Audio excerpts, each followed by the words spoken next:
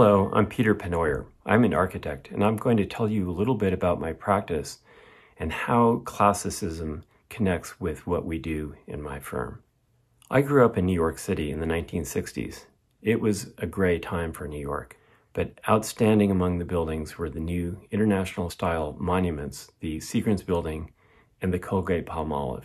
So when I was young, I did actually become obsessed with the international style, and even in high school began to think about Le Corbusier. When I went to college, I actually made the pilgrimage to see Villa Savoye and the Unité d'Habitation in Marseille. But I soon found that modernism was a little bit arid. It didn't resonate with me. It didn't ever connect with what I really felt was important about architecture, which is the city, the street, the place. And so growing up in New York, I was able to really get to know extraordinary places within the city, streets made up by multiple architects who each had proposed beautiful buildings. And this idea of history as a continuing conversation is what initially drew me to classicism. As far as mentors, I think the most important one in my life has been Robert A.M. I met Bob when I was a freshman at college, and he convinced me to enter his studio class, which I did as a junior, where I learned his philosophy. I'm not sure he would think of it as philosophy, but his way of approaching architecture, which I've kept to this day. In terms of buildings that inspire me, I'd say the list is so long we'd be here all afternoon. But there are many models of each period that really connect with my vision. The Morgan Library, designed by McKim, is the shining example in New York City of the American Renaissance. That fusion of art and architecture, all containing the great books, is my ideal. I also am drawn to Currer and Hastings' work on the New York Public Library. There are many buildings of John Russell Pope that I think are extraordinary.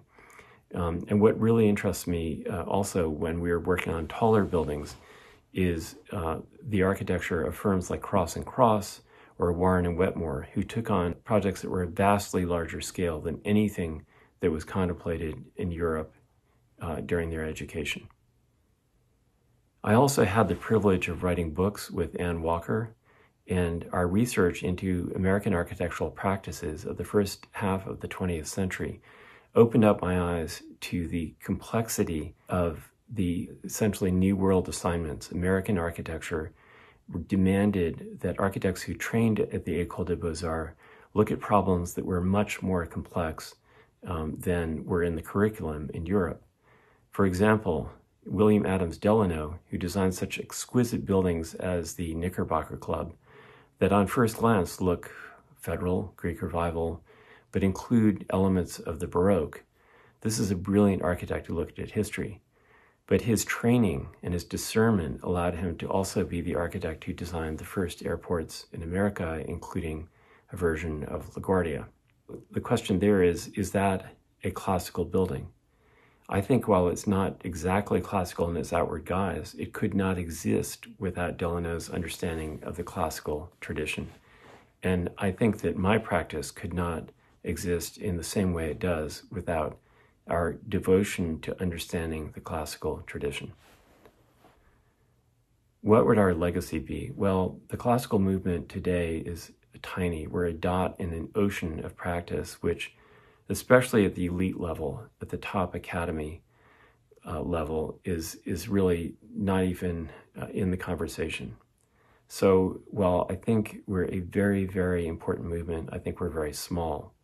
So what I think I would like to have achieved, which I think anyone in my role would want to have done, is to build buildings that will last, that will speak well of our relationship with history, and that will inspire others to do the same. I also think that the books I've written examine architects who were ignored for decades because they didn't cleave to the modernist line. And I think keeping those architects alive in our shared memory is very important. Thank you.